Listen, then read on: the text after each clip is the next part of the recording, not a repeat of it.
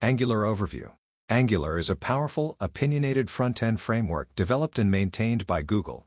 It is designed for building scalable, maintainable, and dynamic web applications using TypeScript. Unlike its predecessor AngularJS, which was based on JavaScript, modern Angular leverages TypeScript static typing and class-based object-oriented programming features to deliver a robust development experience. At the heart of every Angular application is the concept of components. A component is a class that controls a piece of the user interface, and it's defined using a TypeScript class, an HTML template, and optional CSS styles. Angular components are organized into modules, which act as cohesive blocks of functionality. A module is defined using the ENGN module decorator, which declares the components, directives, and pipes that belong to it and also handles importing other modules. Angular applications are hierarchical, and they begin with a root module, usually called app module, and a root component, usually app component. From there, other feature modules and components are loaded either eagerly or lazily. Lazy loading is a performance optimization technique that loads modules only when they're needed, often implemented via Angular's router. Routing is a built-in Angular feature that allows developers to create single-page applications with multiple views. The Angular router maps paths in the URL to components. It supports root guards, which can control access to specific routes based on authentication or other logic. Angular's router also supports child routes, auxiliary routes, parameterized routes, and route resolvers, making it incredibly flexible for complex applications. Angular's powerful template syntax allows for dynamic rendering of views. It supports data binding in several forms, including interpolation for inserting dynamic values, property binding for setting DOM properties, event binding for responding to user input, and two-way binding using the ENGN model directive. This two-way binding creates a seamless connection between the data model and the view. Directives in Angular are classes that let you attach behavior to elements in the DOM. There are two types: structural directives and attribute directives. Structural directives, such as ing_if and ing_for, modify the structure of the DOM. Attribute directives, such as ing_class or custom ones, change the appearance or behavior of an element. Pipes are another essential feature in Angular. They transform data in templates, allowing for formatting of currency, dates, and custom data representations. Angular provides several built-in pipes, and developers can also create custom pipes when the built-in ones don't meet specific needs. Angular's dependency injection system is a core part of its architecture. Services are classes that encapsulate business logic and data access, and Angular injects them into components or other services as needed. The injector system supports hierarchical injectors, meaning you can control the scope and lifetime of services across your application or within specific modules and components. Reactive programming is a major paradigm in Angular, especially when working with forms and HTTP requests. Angular provides two form handling strategies: template-driven forms and reactive forms. Template-driven forms are declarative and simple to use, ideal for basic use cases. Reactive forms, on the other hand, are programmatic and scalable, allowing for fine-grained control over form state, validation, and dynamic form generation. When dealing with asynchronous data, Angular heavily uses RxJS, a reactive extension for JavaScript. RxJS provides observables, operators, and subscriptions that help manage complex asynchronous workflows, such as handling HTTP requests or debouncing input fields. Angular's HTTP client, built into the HTTP client module, returns observables for every request, allowing developers to chain operators like map, catch error, and switch map to transform or handle responses. Angular also supports unit testing and end-to-end testing out of the box. Components, services, and pipes can be tested using Jasmine and the Angular Test Bed utility, which sets up a testing environment similar to the real application. For end-to-end testing, Angular previously used Protractor, but with Protractor being deprecated, many teams have shifted to Cypress or Playwright. Angular CLI is another cornerstone of the development experience. It allows developers to scaffold components, services, modules, and more with a single command. It also provides commands to build, serve, lint, test, and deploy applications. The CLI enforces best practices and consistent project structure across teams. Performance optimization in Angular is achieved through techniques such as ahead-of-time compilation, which compiles templates and TypeScript into efficient JavaScript during the build phase, rather than at runtime. Angular also supports tree shaking, minification, and lazy loading of modules to reduce bundle size. Change detection is handled using a zone-based mechanism by default, though advanced applications may use on-push change detection strategy for improved performance. Security in Angular is also taken seriously. Angular's built-in mechanisms like automatic DOM sanitization help prevent cross-site scripting attacks. Angular encourages developers to avoid dangerous patterns such as directly injecting raw HTML or using Interhail without sanitization. For larger projects, Angular supports monorepo architectures using tools like NX, and it works well with micro frontends when needed. It also integrates with various backend services, APIs, and authentication mechanisms, such as JWT-based authentication, OAuth, or Firebase. Lastly, Angular's ecosystem is vast and well documented. Libraries like Angular Material provide a rich set of UI components following Google's Material Design specification, and Angular Universal allows for server-side rendering, which improves SEO and initial load time for Angular applications. In summary, Angular is a comprehensive framework that covers every aspect of modern web application development, from routing and forms to HTTP and testing, from performance optimization to enterprise-scale architecture. It provides a structured, opinionated approach that helps developers build consistent, scalable, and testable applications using TypeScript, HTML, and CSS. Chapter 2. Angular Modules and Components. Listeners will learn about the modular architecture of Angular. This chapter explores Ing modules, the root app module, and how feature modules help encapsulate and organize functionality. It explains component anatomy, covering templates, class logic, metadata with decorators, and component interaction. In the world of Angular, everything begins with a module. An Angular module is a container for a coherent block of functionality. It brings together components, directives, pipes, and services under a single context. At the heart of every Angular application is the root module, typically called app module, which bootstraps the application and kickstarts the entire component tree. Modules in Angular are defined using the adding module decorator, a function that takes metadata and tells Angular how to compile and launch the application. The metadata includes declarations, which list all the components, directives, and pipes that belong to this module. It also includes imports, which bring in other Angular modules or third-party libraries. Providers are defined for services that this module will use, and Bootstrap defines the root component that Angular should render first. Modules can be feature-focused, shared across the application, or dedicated to lazy-loaded roots. For example, you might have a user module for all user-related features, a shared module for common components and pipes, and a core module for singleton services. Angular encourages a modular structure to support lazy loading, separation of concerns, and maintainability across teams and large code bases. Now, inside each module are components, the basic building blocks of Angular's user interface. Every component controls a piece of the screen, defined by its template, class, and metadata.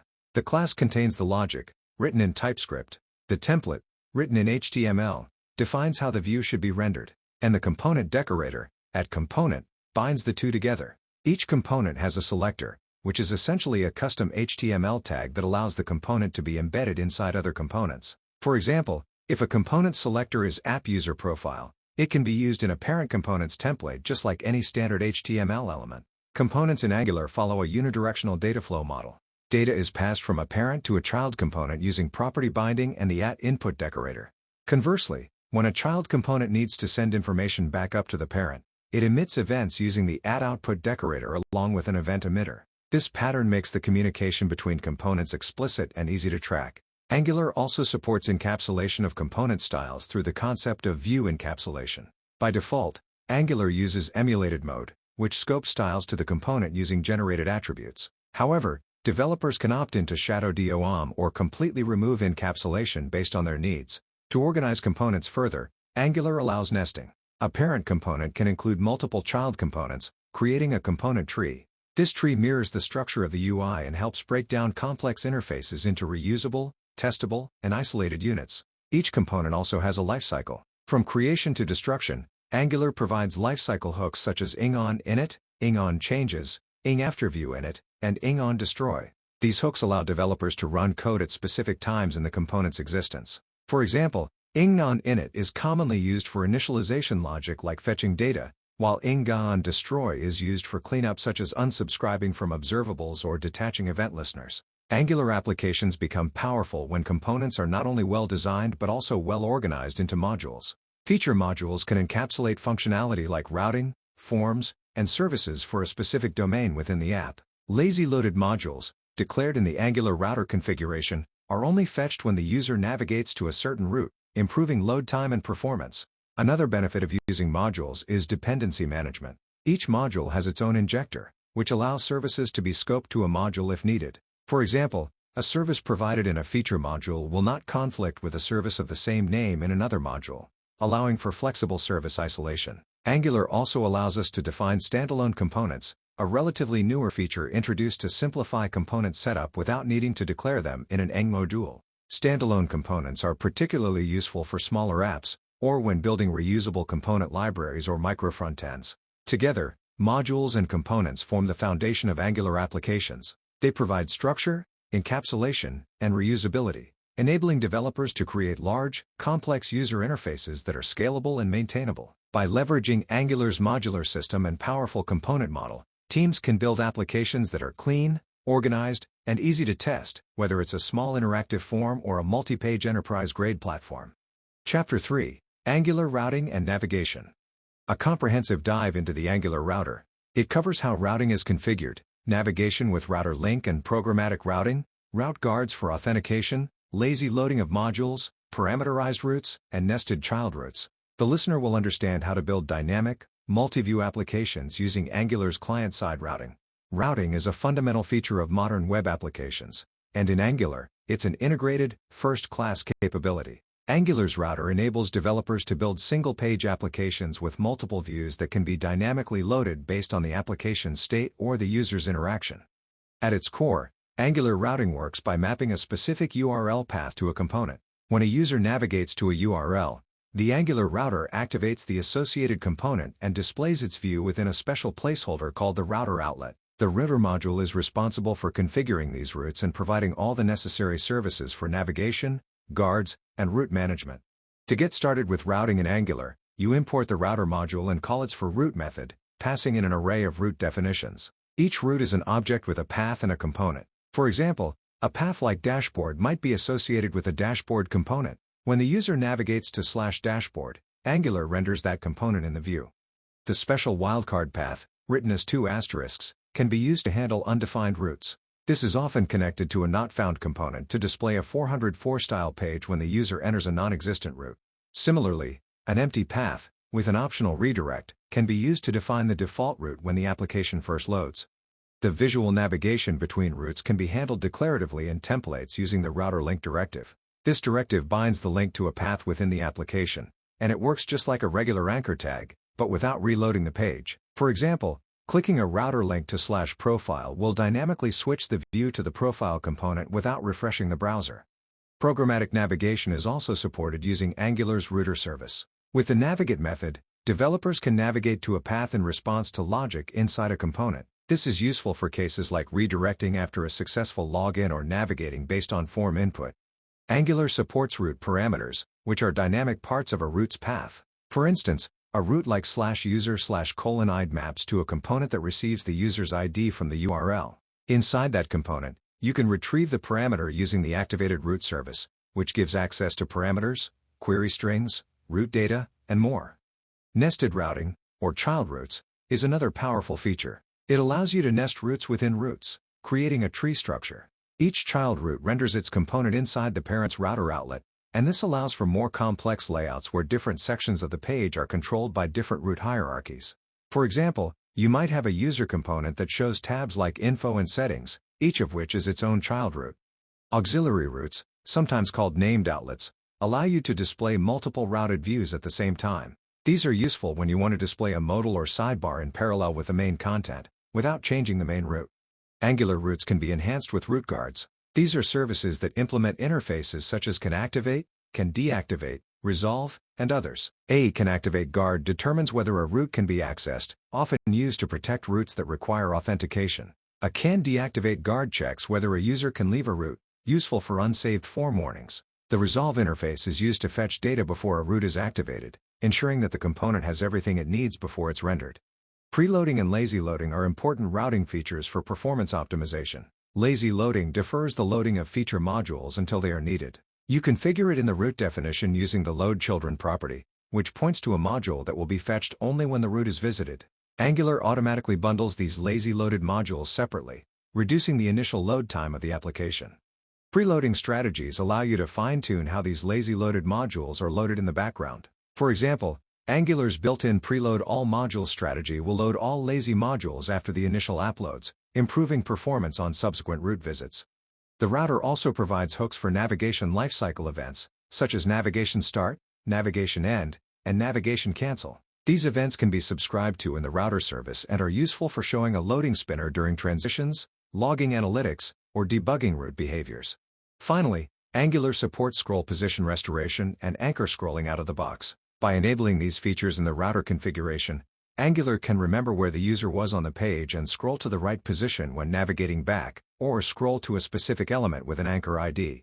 Routing in Angular is not just a utility, it's a robust, extensible system for building complex, stateful, and dynamic web applications. With declarative templates, programmatic control, support for lazy loading, guards, resolvers, and detailed route metadata, Angular routing offers all the tools needed to create seamless and performant navigation experiences. Chapter 4. Template Syntax and Data Binding. Here we unpack Angular's powerful template syntax. It covers the different types of data binding, interpolation, property binding, event binding, and two-way binding with ing model. The chapter also discusses how Angular evaluates expressions, uses built-in directives like ingIf and ing_for, and supports custom structural directives. Chapter 4. Template Syntax and Data Binding. In Angular, templates are where the logic of your application meets the user interface. They're written in HTML, but they're not just plain HTML. Angular's powerful template syntax transforms ordinary markup into a dynamic view, tightly connected to the application's data and behavior. Central to this transformation is the concept of data binding. Angular supports several types of data binding, each serving a different purpose depending on how data and logic need to flow between the component class and the template. The most basic form is interpolation. Interpolation lets you display component properties in the view by wrapping an expression in double curly braces. For example, if you have a component with a property called username, writing double curly braces around username in the template will display its value. Interpolation is a one-way binding, meaning data flows from the component class to the view. You can interpolate any valid JavaScript expression, including method calls and arithmetic operations, although Angular encourages using pure properties instead of invoking functions inside templates. Next is property binding. Property binding uses square brackets to bind a property of a DOM element or a directive to a component field. For example, you can bind the disabled attribute of a button to a Boolean property in your component. When the value changes in the component, the view reflects that change automatically. This one-way flow ensures the DOM always reflects the state of your application logic. Event binding is the opposite of property binding. It uses parentheses to listen to DOM events and call methods in your component when those events occur. For instance, a click event on a button might be bound to a method like onSubmit. When the user clicks the button, Angular calls that method, allowing the component to react to user interaction. You can access event data by passing $event to the handler, giving you access to key presses, mouse clicks, form inputs, and more. Combining property and event binding results in two-way data binding, a pattern where the component and the template stay in sync. Angular supports two-way binding with the AEN model directive, which is typically used in forms. The syntax involves wrapping the property name in both square brackets and parentheses, forming what's sometimes called banana in a box syntax. This setup allows the view to update the component's data model and vice versa. When a user types into an input field bound with ing model, the corresponding property in the component updates instantly. Likewise, changes to the component's data are reflected in the view automatically. Angular's template syntax also includes binding to CSS classes and styles. You can use ing_class and ing_style to dynamically apply classes or inline styles based on expressions. These directives evaluate the expression and apply or remove classes and styles accordingly. This is useful for highlighting invalid form fields, toggling themes, or animating elements based on state. Structural directives are another powerful feature of the template syntax. These directives change the layout of the DOM by adding or removing elements based on conditions or collections. The most common structural directive is ingIf, which conditionally includes a template in the DOM. If the bound expression evaluates to true, the element appears. If it's false, Angular removes it from the DOM entirely. This means that ingIf doesn't just hide elements, it actually creates or destroys them as needed. Another essential structural directive is ing_for, used to iterate over a list and repeat a template block for each item. This is commonly used in dynamic lists, tables, and dropdowns. You can even track items by a unique identifier using the trackBy function, which improves performance by avoiding unnecessary re-renders. Angular also offers the ing_switch directive for more complex conditional rendering. It works like a switch case statement in traditional programming, allowing you to show different elements based on the value of a variable. Template reference variables give you a way to reference a DOL element or Angular component directly within the template. You define them with a hash symbol followed by a variable name, such as #email_input. These references can be passed into methods or used in bindings to access element properties like validity or current value. Pipes are another powerful part of Angular's template syntax. They transform data before it's rendered. For instance, the date pipe formats date objects, the uppercase pipe transforms text, and the currency pipe localizes currency display. Pipes are used with a vertical bar, like a filter. You can also chain multiple pipes together. Angular supports custom pipes as well, which allows you to encapsulate complex transformations in a reusable and declarative way. Templates can also include safe navigation operators to handle null or undefined values gracefully. This operator, which looks like a question mark before a property name, allows you to safely bind to nested objects that might not exist yet. For example, user, address, city ensures that the template won't throw an error if user or address is undefined.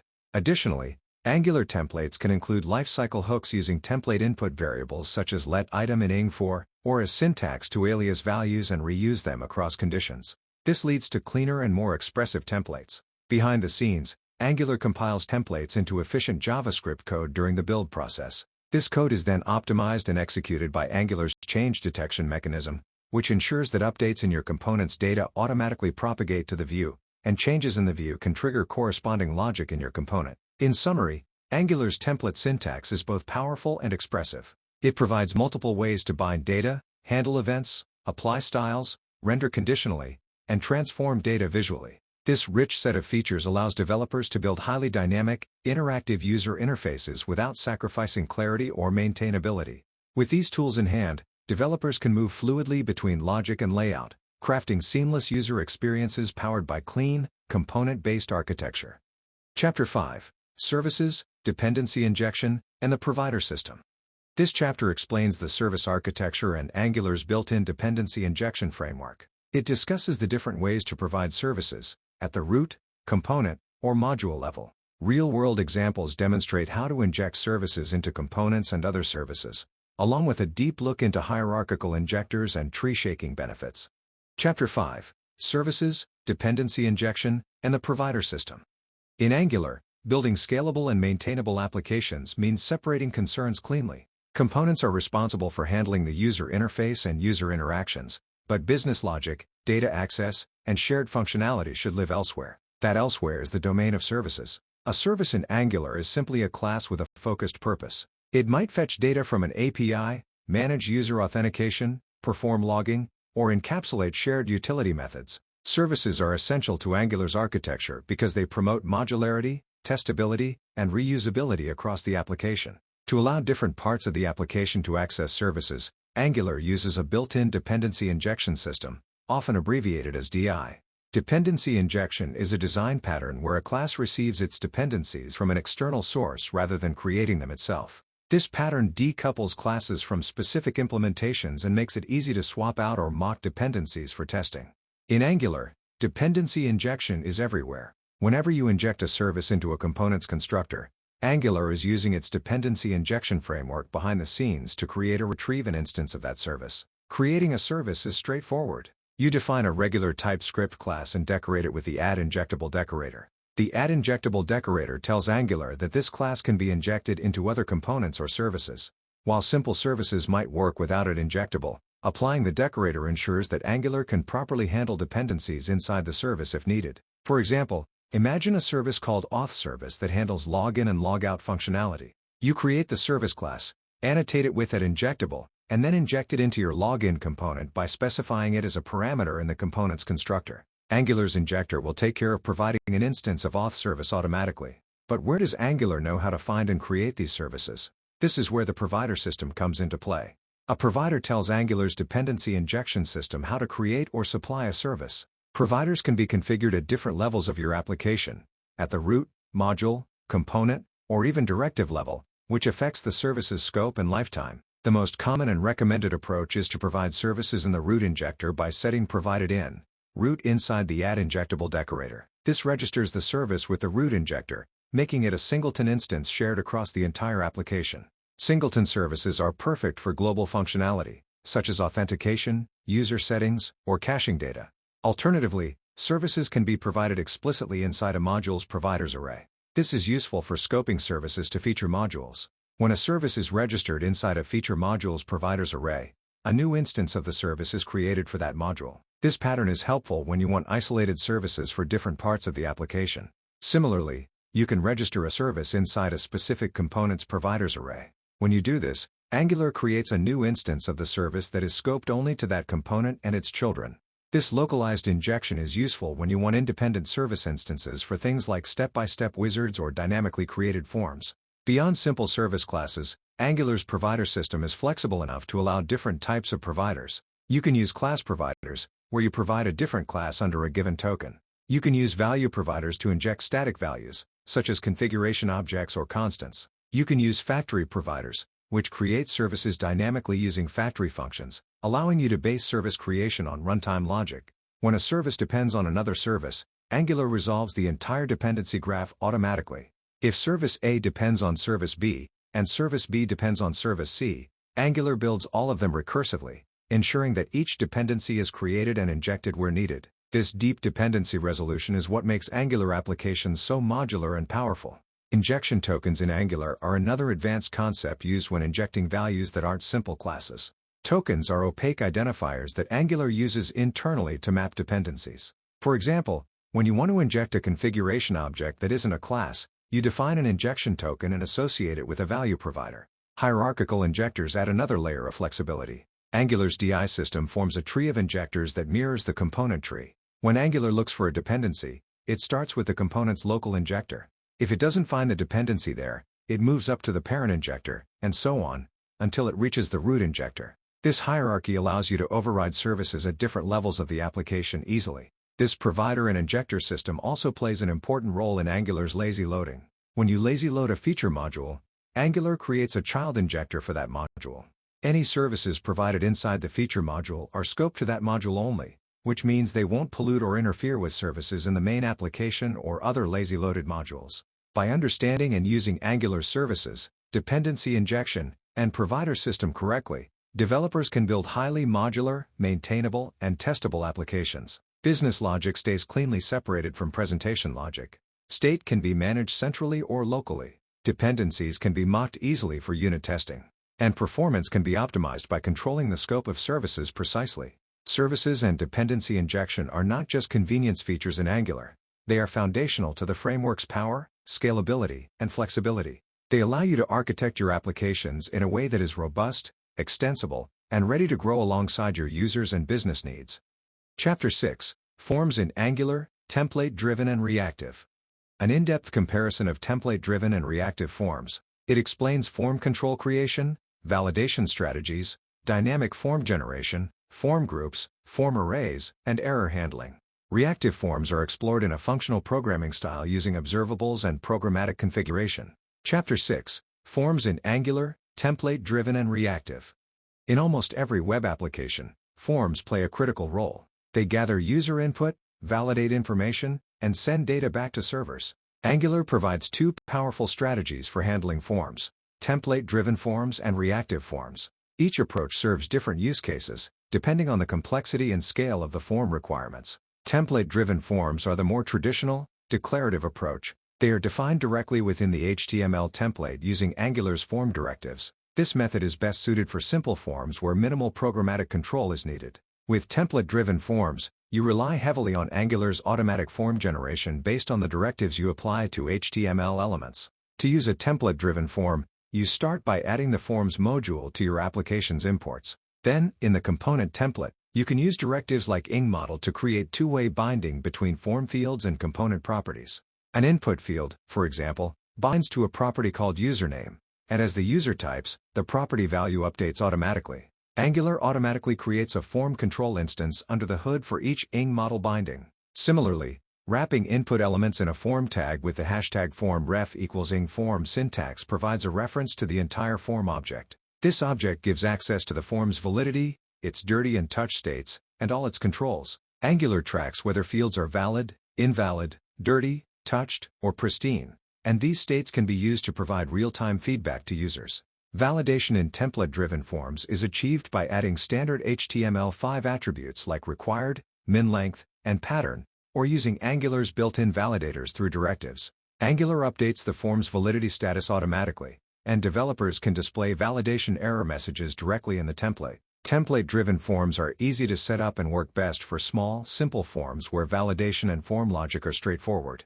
However, as the complexity of a form increases, such as dynamic creation of fields, complex conditional validation, or dynamic form state control, template-driven forms start to show their limitations. That's where reactive forms come in. Reactive forms are a programmatic, model-driven approach to handling forms. They are created and managed in the component class rather than the template. This method gives developers precise control over the form's structure, validation, dynamic generation, and behavior. To build reactive forms, you must import the Reactive Forms module. In the component class, you create form models explicitly using the form control, form group, and form array classes provided by Angular. A form control represents a single input field. It holds a value, a validation status, and a set of validators. A form group groups multiple form controls together, treating them as a unit. A form array is an array of form controls, useful for handling collections of similar data such as dynamic lists of skills or hobbies. For example, you can create a form group in the component with two controls, username and password. You initialize the form group, specify initial values, and attach synchronous or asynchronous validators like required fields, minimum length, or server-side uniqueness checks. The form object lives entirely in the component and is linked to the template using the form group directive. Inside the template, form controls are connected to their respective form model elements using the form control name directive. The form and each field state, such as whether it is valid, touched, or dirty, is available to the developer at all times. This explicit model enables the creation of complex forms that can be dynamically enabled, disabled, added to, or modified based on user actions or other application states. Reactive forms offer several important advantages. They are easier to unit test because the form logic lives in the component class, not scattered throughout the template. They support dynamic form building, allowing you to add and remove controls at runtime. Validation is explicit and centralized, making complex validation scenarios more manageable. Both template-driven and reactive forms support custom validators. A custom validator is simply a function that takes a control and returns a validation error object or null if the control is valid. For reactive forms, you attach these validators directly when initializing controls or groups. For template-driven forms, you bind custom validator directives to the form fields in the template. Async validators in reactive forms allow you to perform server-side validation, such as checking if an email address is already in use. These validators return an observable that resolves after the asynchronous operation completes. Angular also provides the Form Builder service, a helper that simplifies creating form groups and controls. It reduces boilerplate by offering methods like group, control, and array, making reactive form setup more concise and readable. Another important part of forms in Angular is error handling and user feedback. Angular's form controls expose properties like valid, invalid, touched, and dirty that can be used to dynamically show or hide error messages, highlight invalid fields, and guide users through the form completion process. Reactive forms integrate seamlessly with observables, enabling powerful features such as reacting to changes in form fields in real time using the value changes observable. Developers can subscribe to these changes and take actions like enabling submit buttons, recalculating dependent fields, or triggering side effects. While template-driven forms favor simplicity and declarative syntax, reactive forms favor control, scalability, and explicitness. Choosing between them depends on the project requirements. For simple data entry forms, template-driven forms are fast and easy. For complex forms involving dynamic behavior, custom validation, or advanced interactivity, reactive forms provide the necessary power and flexibility. Ultimately, mastering both approaches gives Angular developers the tools to handle any form challenge with confidence, ensuring that their applications collect, validate, and process user data accurately and efficiently. Chapter 7: Reactive Programming and RxJS. This chapter demystifies RxJS, the reactive programming library Angular relies on for asynchronous data handling. It walks through the concepts of observables, operators, subscribers, and subjects. You'll learn how to use operators like map, switch map, debounce time, and catch error in real-world scenarios like autosuggest and HTTP calls. Chapter 7: Reactive Programming and RxJS in Angular. As modern applications grow more complex, handling asynchronous data flows becomes critical. User inputs, server responses, real-time updates, and event streams all need to be managed efficiently and predictably. This is where reactive programming comes into play, a powerful paradigm that treats data as a stream and enables developers to react to changes over time. In Angular, reactive programming is embraced fully through RxJS, the reactive extensions for JavaScript library. RxJS is a toolkit for working with asynchronous or event-based programs using observable sequences, known simply as observables. Angular's HTTP client, reactive forms, routing events, and many internal mechanisms are built on top of observables, making RxJS an essential part of professional Angular development. An observable is a representation of a stream of data over time. It could emit a single value, multiple values, or even an infinite sequence of values. Observables are lazy, meaning they do not start emitting values until a subscriber explicitly subscribes to them. Creating an observable in RxJS can be done using the observable constructor, but more commonly, developers use creation operators like of, from, interval, and timer. For example, of creates an observable from a static value, from creates an observable from an array or promise, interval emits values at regular intervals, and timer can emit values after a specific delay. To consume values from an observable, a component or service subscribes to it. The subscription sets up handlers to receive emitted values, handle errors, and know when the stream completes. For instance, when making an HTTP GET request with Angular's HTTP client, the method returns an observable that the component subscribes to. As soon as the response arrives, the subscription's next handler is called with the data. However, observables are not just about subscribing and reacting. Their real power comes from their ability to be composed, transformed, and controlled through operators. RxJS operators are pure functions that take an observable as input and return a new observable as output. They allow you to manipulate, filter, combine, and transform data streams in a declarative and efficient manner. Some of the most commonly used operators include map, filter, switch map, merge map, concat map, debounce time, and catch error. The map operator applies a function to each emitted value, transforming the stream's data.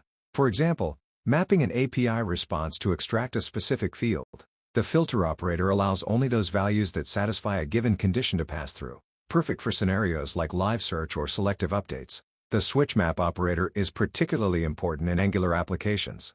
It projects each source value to an observable and flattens them into a single observable. It automatically unsubscribes from previous inner observables when a new one is emitted, making it ideal for handling rapid input events like typing in a search box. In contrast, merge map allows multiple inner observables to coexist concurrently, useful when you need to handle multiple simultaneous asynchronous tasks like uploading multiple files at once. Debounce time is critical when working with user input. It delays emitted values by a given time, emitting only the latest value after the pause. This technique is commonly used to reduce the number of API calls while a user is typing. Error handling with RxJS is powerful and composable as well. The catch error operator intercepts errors and allows developers to handle them gracefully, for instance, by returning a fallback value, displaying a notification, or retrying the operation.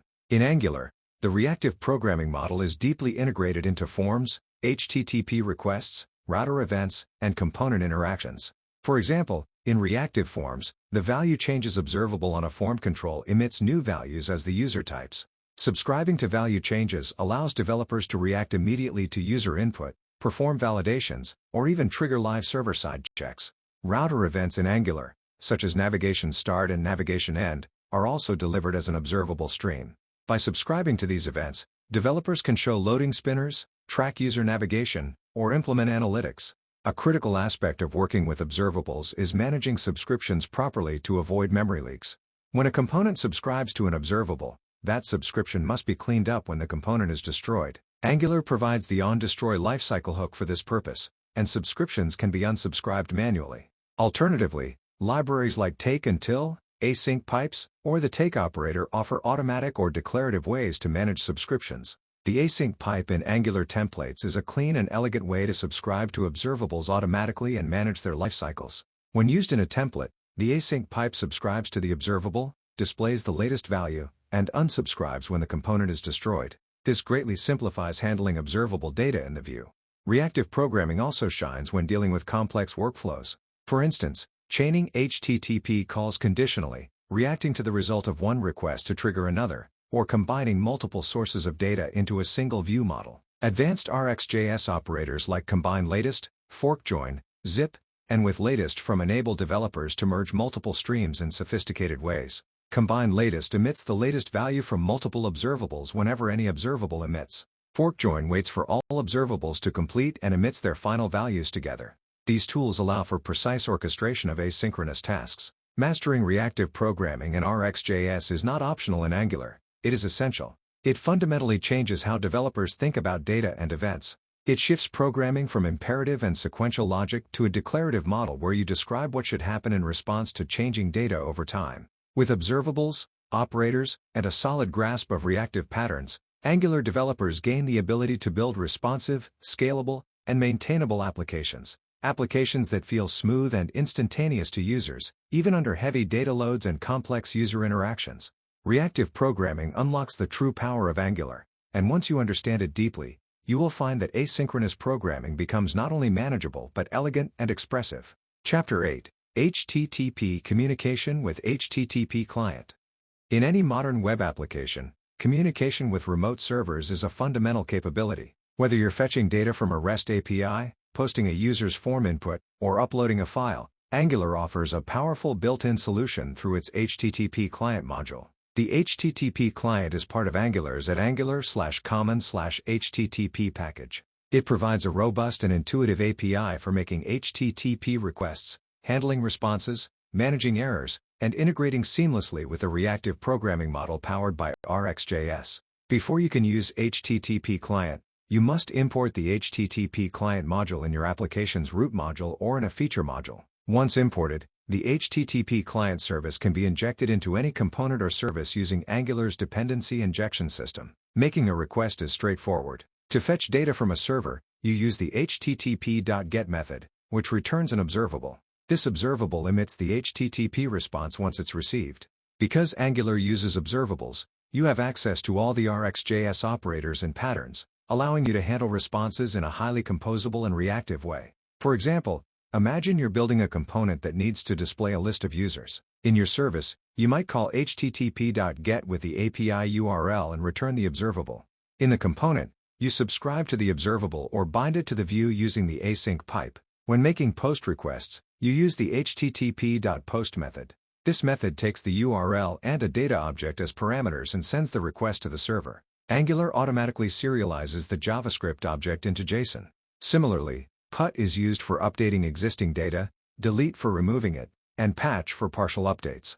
HTTP client also supports request configuration through optional parameters. These parameters include headers, query parameters, response type, and more. Angular uses immutable HTTP headers and HTTP params objects, which allow you to build up your request in a fluent, chainable style. For example, to send a GET request with custom headers and query parameters, you might build the request like this. Construct a new HTTP params object using set or append, and do the same with headers. Then pass these as the second argument in the GET method's options object.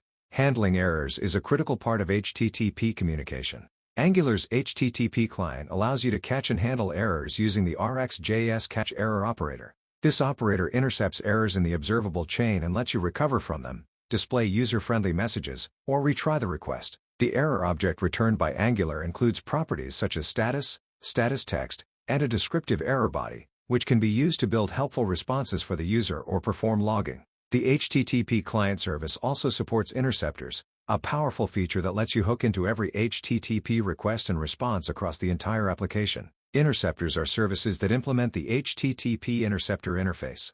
They are added to the HTTP pipeline through Angular's dependency injection system and can be used to modify requests, add authentication tokens, log traffic, handle global errors, or retry failed requests. For instance, if your API requires a JWT token for authentication, you can write an interceptor that automatically attaches the authorization header to every outgoing request. This keeps your authentication logic clean and centralized, instead of scattering token injection across multiple services. Angular also supports request cancellation using RxJS's take until or unsubscribe. This is especially useful when users navigate away from a component before a response is received, or when repeated API calls are triggered by user input, such as in autocomplete or search as you type fields. For advanced use cases, Angular allows you to work with the full HTTP request and HTTP response objects.